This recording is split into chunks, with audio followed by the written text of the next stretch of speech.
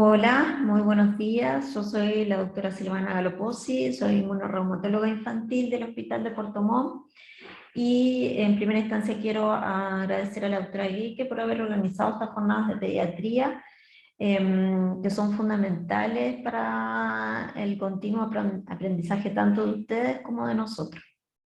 Yo decidí hablar de inmunodeficiencia combinada severa porque me parece una patología fundamental que tienen que conocer para que puedan sospechar y derivar a tiempo, porque como vamos a ver en toda la presentación, de esto depende el pronóstico y la sobrevida de estos pacientitos. Entonces la hoja de ruta, vamos a hablar de, bueno, la definición de inmunodeficiencia primaria, la inmunodeficiencia combinada severa como tal, la sospecha de esta patología, las manifestaciones clínicas, las herramientas diagnósticas disponibles hoy en Chile, el tratamiento curativo, el screening neonatal y conclusiones. Entonces, como definición de inmunodeficiencia primaria, es un grupo heterogéneo de desórdenes heredados, generalmente causados por una mutación genética específica, afectando el desarrollo y función del sistema inmune.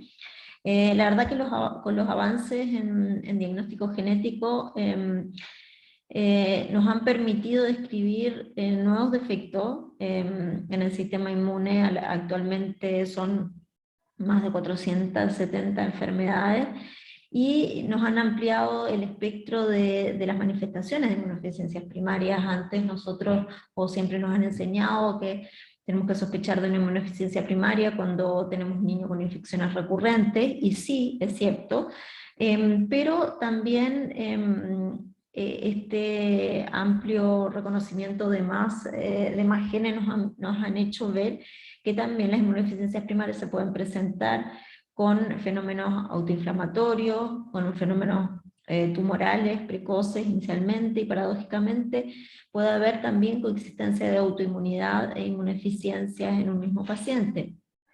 Por lo que tenemos un espectro amplio, y las manifestaciones clínicas también pueden ser muy variables, desde asintomáticas hasta muy severas. Entonces, solo como dato, la primera inmunodeficiencia primaria, que fue la gamaglobulinemia ligada al X, fue descrita en 1952, y actualmente, hoy 2021, tenemos más de 470 patologías distintas, como les mencionaba.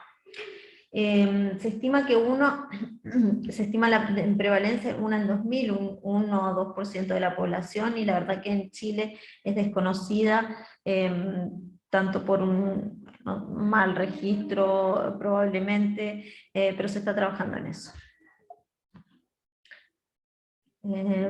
Entonces la inmunodeficiencia combinada severa como tal es una enfermedad genéticamente heterogénea caracterizada por una deficiencia del linfocito T.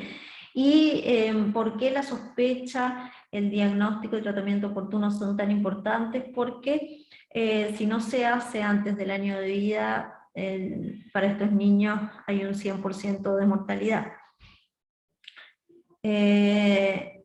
Sospecha entonces diagnóstica por médicos no especialistas, y implementación de programas de tamizaje neonatal, como vamos a ver después. La incidencia estimada es de 1 en 40.000 a 100.000 recién nacidos vivos a nivel mundial. Previo al screening neonatal era 1 en 100.000, actualmente en Estados Unidos el screening se hace en casi todos los estados, y esta incidencia ha bajado a 1 en 58.000 recién nacidos vivos, por lo tanto esto nos demuestra claramente que antes no eran diagnosticados. También ya se hacen en varios países de Europa.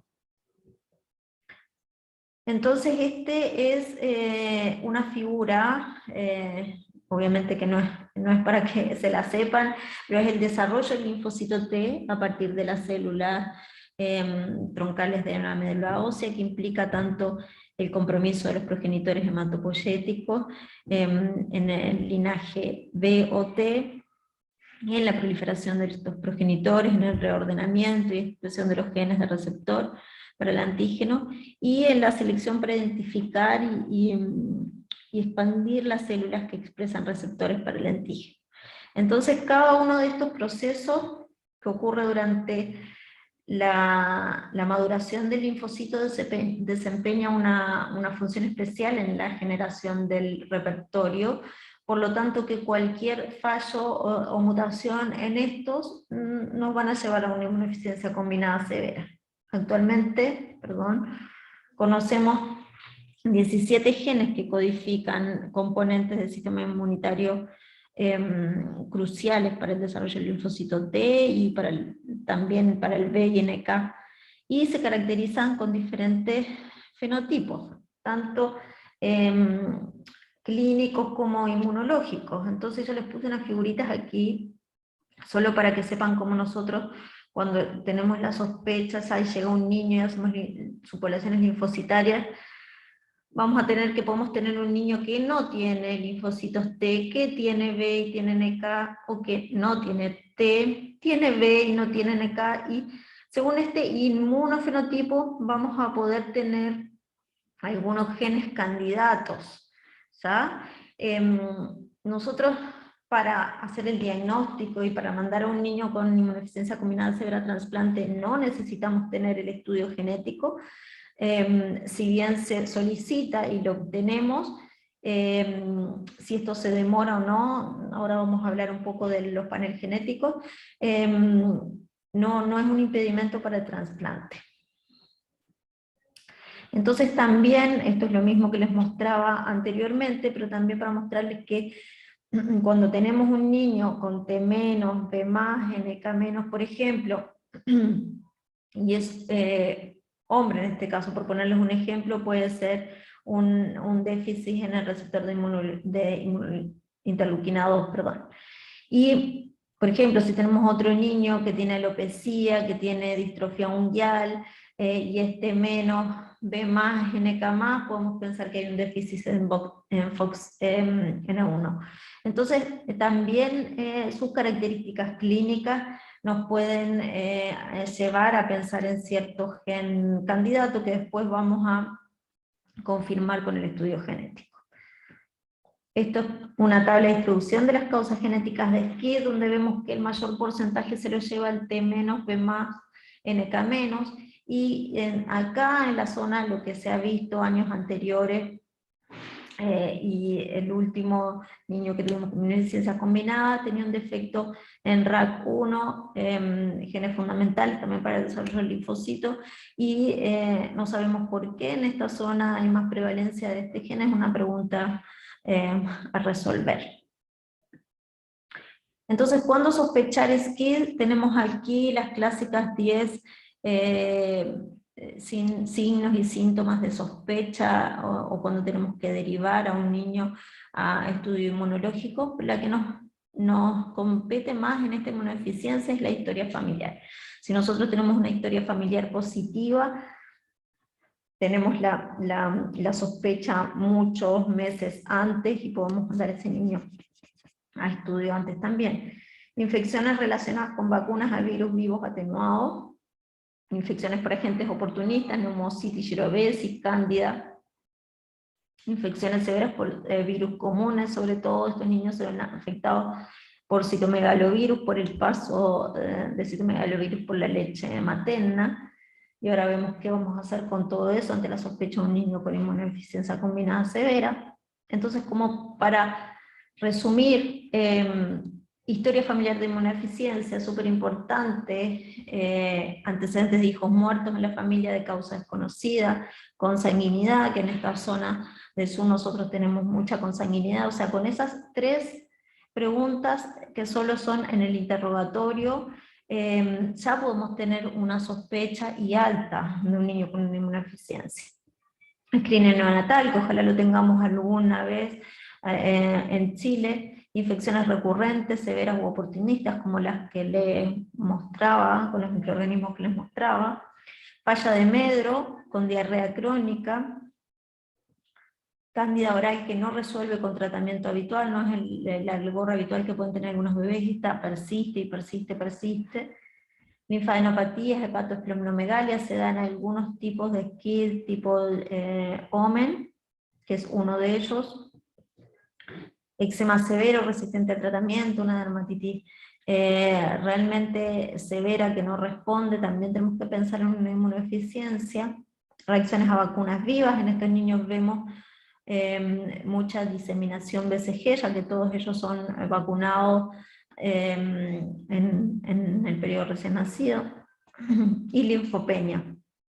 Fundamental la linfopenia. La linfopenia es un signo de alarma para SCID. La verdad que históricamente todos los médicos nos fijamos en los neutrófilos, nos fijamos en los linfocitos, y es una historia repetida, no solo aquí en regiones, sino que también en Santiago, cuando se hace un poco la retrospectiva de estos pacientes. Muchos de ellos ya consultaron en la urgencia por alguna causa, probablemente no grave, y se les tomó un perfil, y se había un recuento bajo de linfocitos, pero nadie lo tomó mucho en cuenta y se dio de alta porque esa guagua se veía bien, en definitiva. Y es un signo de alarma. Ha pasado que vienen estos mismos niños con alguna bronquiolitis y se tomó una radiografía de tórax y hay ausencia de timo, ante una guagua con ausencia de timo y un perfil con recuento absoluto de linfocitos bajo, se tiene que derivar o se tiene que hospitalizar para estudio, y si se descarta, mucho mejor. Si se confirma el diagnóstico, le salvamos la vida a esa guagua.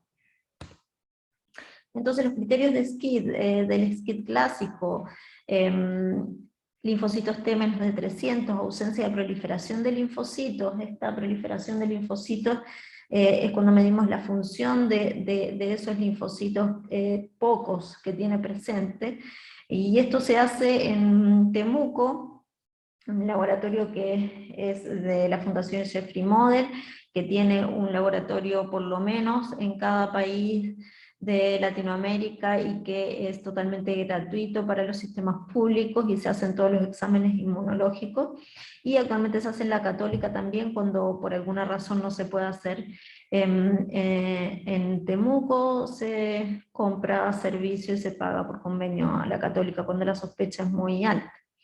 Linfocitos T maternos en sangre periférica, y el defecto probado como patogénico en un gen conocido como causante de una deficiencia primaria, pero no es, como les decía antes, si lo tenemos mejor, pero si no, no lo necesitamos o no lo van a requerir, cuando es claro el diagnóstico con los estudios funcionales y la clínica de trasplantar a un paciente.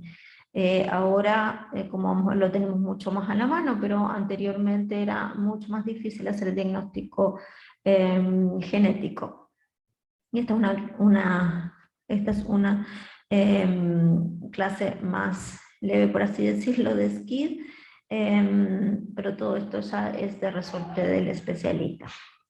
Entonces, cuando tenemos la sospecha y el diagnóstico de un paciente con SCID, ¿qué hace el pediatra o la inmunóloga? Corre, ya que esto es una urgencia pediátrica e inmunológica, y lo más rápido que activamos la red para mandar a este niño a trasplante, mejor va a ser la sobrevida a largo plazo de él. ¿Qué herramientas diagnósticas tenemos en Chile disponibles? Bueno, nosotros en Puerto Montt tenemos un citómetro de flujo y se hacen subpoblaciones linfocitarias, que es uno de los primeros exámenes que debemos hacer. Los linfocitos T naive y linfocitos T de memoria no se hacen aquí, pero sí se hacen en Temuco, como les contaba, y también en Santiago. El test de linfoproliferación es lo mismo que les estaba contando, también se hace en esos dos laboratorios. Estudios de quimerismo, esto ya es más de especialidad, pero también se mandan a Santiago, y estudios genéticos. ¿Qué hay sobre los estudios genéticos? Como les dije varias veces, no son necesarios para establecer el diagnóstico. La importancia es que, bueno, las alternativas terapéuticas, para la mayoría de los de SCID es el trasplante, para alguna otra puede haber un puente con algún reemplazo enzimático antes del trasplante, y por supuesto consejo genético. Tipos de estudios: secuenciación dirigida y técnicas de secuenciación de nueva generación. ¿Qué es esto? También muy por básico y para que tengan una idea, pero para que no piensen que esto es ciencia ficción, lo hacemos, lo mandamos a hacer y hacemos diagnóstico. La secuenciación por Sanger es una técnica gold estándar en secuenciación, es altamente precisa, pero laboriosa y lenta. Esto no sirve mucho cuando tenemos ya un fenotipo muy claro y pensamos en un gen candidato y mandamos específicamente ese gen, o cuando ya tenemos un paciente con una inmunodeficiencia identificada y queremos estudiar a su familia.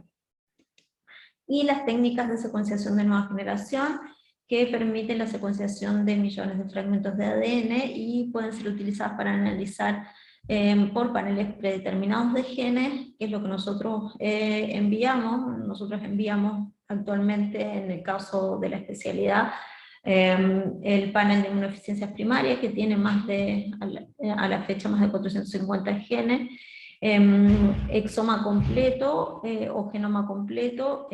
Esto ya es más caro, pero sí se puede mandar por colaboración también cuando hay algún grupo interesado en el paciente. Este es el panel que les decía, donde están todos los genes de los diferentes grupos de inmunodeficiencias primarias. Actualmente son 9 y abarcan todo este número que les he dicho. Y solo para que más o menos comentarles, el panel de inmunodeficiencias primarias, nosotros actualmente el hospital nos paga el envío, y se demora desde que lo mandamos aquí hasta que se va a Estados Unidos, se procesa y llega el resultado 3 a 4 semanas, y actualmente sale $250, alrededor de 200.000 pesos, ahí dice 407, pero hace muy poco tiempo se amplió y son más de 450 ya en el panel. El exoma completo es más lento y es más caro también. Se puede mandar a algún laboratorio, pero generalmente cuando lo necesitamos y hay un paciente con alta sospecha de alguna inmunodeficiencia que conocemos y hay algún grupo de médicos que lo estudia en el mundo, nos contactamos con ese grupo y nos reciben muestras para la confirmación. Y el genoma completo, que solo se está haciendo en laboratorios de investigación, y da un poco de información también de los intrones, no solo de los exones, que se conoce menos, pero sí se sabe que tienen información. Entonces el estudio genético de SCID, con los paneles tiene un 100% de rendimiento, o sea, a todo el niño que sospechamos SCID y le mandamos un estudio genético, tenemos la confirmación con un rendimiento de 100%. El manejo entonces, los cuidados de sostén, el aislamiento. Cuando llega un niño con sospecha de SCID, lo tenemos que hospitalizar en aislamiento, suspender la lactancia materna por el riesgo que tenemos de que pase citomegalovirus hasta que no tengamos por lo menos o tengamos claro que la mamá es citomegalovirus negativo. Los cuidados ambientales, la profilaxis medicamentosa que vamos a ver ahora, modificación de vacunas, las transfusiones que tienen que ser filtradas y irradiadas, y el sistema de virus negativo, y evitar la radiación en algunos tipos de SCID, como T-, P-, donde tienen más susceptibilidad a estas. Terapia de reemplazo, inmunoglobulina, y en el caso de déficit de A, se reemplaza con esta enzima hasta que se trasplante, y tratamiento de las complicaciones según en qué estado llegue el niño, según cómo evolucione mientras espera. Tratamiento definitivo, trasplante de progenitores hematopoyéticos. Actualmente en la red pública se trasplanta o se presenta primero se presenta al Comité de Inmunodeficiencias Primarias, y de ahí el Calvo Maquena como centro brinda, se puede hacer cargo, o si no en la red privada, la Universidad Católica y la Clínica Santa María. Pero estos niños se presentan al comité y donde quedan en prioridad para trasplante, y donde sea el primer cupo se trasplanta. Nuestro último niño que se llegó al hospital el 24 de diciembre del 2020, se hizo el diagnóstico y está trasplantado, y la verdad que en reconstitución inmune, por suerte muy bien, ya que llegó al trasplante en muy buenas condiciones. Terapia génica y trasplante de timo que no tenemos en Chile, en realidad en el mundo hay 2 países que lo hacen, es bastante complejo. Manejo pretransplante de un paciente, como les decía, hospital, inicialmente hay que hacer todo el estudio, mantener el aislamiento, y en la casa no hay consenso entre expertos, hay que evaluar caso a caso, pero si es un niño con una muy buena red de apoyo y una casa con condiciones, ya se hizo el estudio, está libre de infecciones y complicaciones, pudiese esperar trasplante en su casa con las mismas medidas de aislamiento hasta que se acepte y se pueda ir a trasplante. Lactancia materna, ya se los había mencionado, alto riesgo de transmisión de citomegalovirus, se suspende inmediatamente. Todo hemoderivado, irradiado, filtrado, esto también ya se los había mencionado anteriormente en el listado de manejo.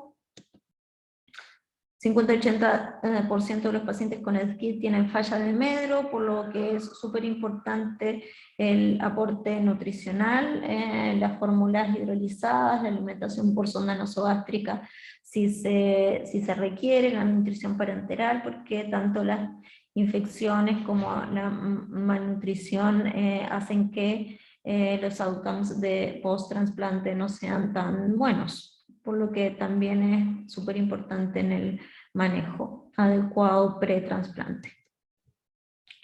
La profilaxis se hace en todos estos pacientes, se inicia cotrimoxazol, aciclovir, fluconazol, se da palimizumab y gamma globulina, y por supuesto no se dan vacunas vivas, ya la mayoría lamentablemente recibe BCG y siempre hay alguna complicación, o la mayoría de ellos tienen complicaciones por diseminación BCG.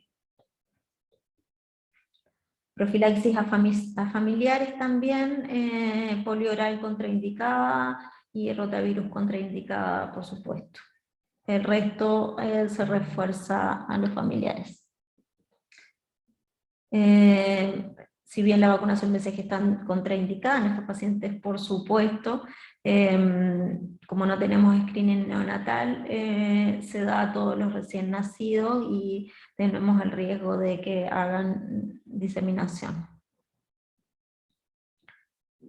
Hay un estudio retrospectivo de 349 pacientes con SCID vacunados con BCG, donde el 51% de los pacientes experimentó una complicación, 34 diseminadas, 17 complicaciones locales, por lo que es súper importante que en algún momento tengamos screening neonatal para tener un diagnóstico precoz y estos niños no se vacunen porque cambia la mortalidad pretransplante de estos niñitos. Terapias curativas, entonces, hoy día existen 3 alternativas de tratamiento, como ya les había mencionado: el trasplante, la terapia génica y reemplazo enzimático, y el acceso a esta está dado por varios aspectos en los diferentes países, según la realidad nacional, la situación socioeconómica, la existencia de protocolos de investigación en el caso de que se puedan enviar por ese medio. En el caso de Chile, era lo que les contaba, tenemos un comité de inmunodeficiencias primarias donde se presenta el caso, se discute si es un SCID y se tiene ya el diagnóstico confirmado y todo, quedan en prioridad para el trasplante a nivel ministerial incluso, y se da el primer... Hay cupo, se empieza el estudio obviamente para buscar donantes, si no hay donante para donante compatible familiar, se busca en el banco el donante adecuado y se espera, y se tiene que esperar este proceso, por supuesto. Este es el chico de burbuja de plástico, se lo puse también como dato. David, él estuvo 12 años en esta burbuja, está la foto real y las fotos de la película. Se trasplantó de su hermana y finalmente no rechazó el trasplante, pero sí tuvo una infección por Epstein-Barr, y falleció luego de 15 días, pero no rechazó el trasplante como tal. Y acá un poco para contarles por qué es tan importante que estos niños se trasplanten precozmente y sin infecciones. Este es un estudio súper bueno de 240 pacientes con SCID que recibieron trasplante en 25 centros en un periodo de 10 años. Y se vio que en pacientes que se trasplantaban a menos de 3.5 meses, y no tenían infecciones, independientemente del tipo de donante, si era emparentado o no, tenía un 94% de sobrevida. Más de niños en bebés de 3.5 meses sin infecciones previas al trasplante, la sobrevida bajaba a 90%. Sí, tenían esta misma edad, más de 3.5 meses, con infecciones resueltas previa al trasplante, o sea, habían tenido infecciones, pero se pudieron resolver, ya caía un 82%. Y si estos niños llegaban con infecciones activas al trasplante, la sobrevida caía drásticamente al 50%. Se ve claramente este estudio, que es muy bueno y de referencia para todos, la importancia de que lleguen sin infecciones y precozmente. ¿Es posible pesquisar los casos de SCID precozmente? Sí. Los círculos de escisión del receptor del linfocito, los TREX, son fragmentos circulares de ácido desoxirribonucleico de ADN, que se producen durante la maduración normal del linfocito T, y se replican en la mitosis celular y siguen un patrón de dilución que permite estimar de forma cuantitativa la replicación celular mediante el análisis de este ADN. Entonces esto es fundamental, se puede medir, se pueden hacer pruebas y medir esta determinación en el mismo tamizaje que se hace, por ejemplo, el hipotiroidismo neonatal, y nos serviría mucho para hacer un diagnóstico precoz. Es un buen método, es un tamizaje neonatal validado, se puede decir, porque vamos a tener una pesquisa oportuna, por tanto un trasplante precoz, y por tanto vamos a disminuir las complicaciones, sobre todo de las vacunas que se ponen a recién nacidos. Esto es un estudio que se hizo en 42 estados de Estados Unidos, Israel, Europa, Asia, Medio Oriente, y se vio que la implementación del screening duplicó la incidencia de SCID, como vimos inicialmente en la incidencia, indicando que previamente no se diagnosticaba. Por lo que el diagnóstico precoz, trasplante precoz, mejor sobrevida, mejor daño neurológico post-trasplante, como hemos mencionado mucho durante toda la presentación, pero es de verdad importante.